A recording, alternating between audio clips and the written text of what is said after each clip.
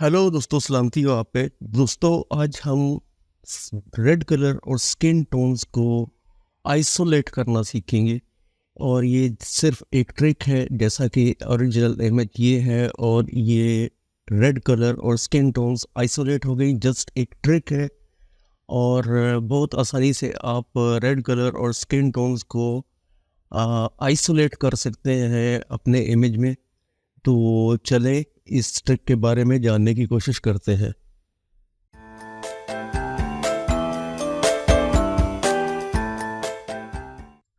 Simple is that, simple ये है कि आपने यहाँ पे एक सिर्फ चैनल मिक्सर, इसकी एक लेयर बनानी है।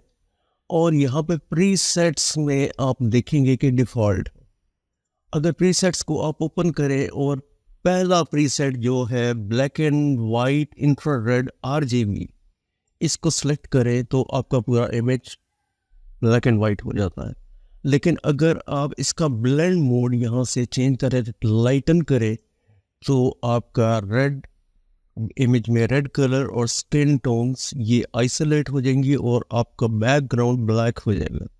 इसको आप रिवर्स भी कर सकते हैं, इस अमल को आप रिवर्स भी कर सकते हैं।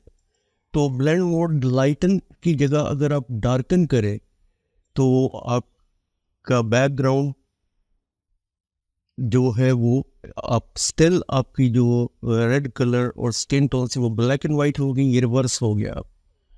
इसका एक और तरीका भी है कि आप इसको यहाँ पे लाइटन ही रखें, ब्लेंड मोड को लाइटन ही रखें। और यहाँ पे प्रीसेट्स में अगर आप ये preset black and white with red filter RGB इसको सेलेक्ट करें, तो तब भी ये आपके रेड और स्किन टोन्स को ब्लैक एंड वाइट कर देगा और बैकग्राउंड आपके जो बैकग्राउंड के रंग है वो आपको दिखाई देने शुरू हो जाएगी। लेकिन अगर आपने सिर्फ उसको आइसोलेट करना है अपने रेड और स्किन टोन्स को, तो ये black and white infrared RGB इसको आप सेलेक्ट करेंगे तो आप देखेंगे कि आपका स्किन टोन्स और रेड कलर ये आइसोलेट हो गया और बैकग्राउंड ब्लैक एंड वाइट हो गया।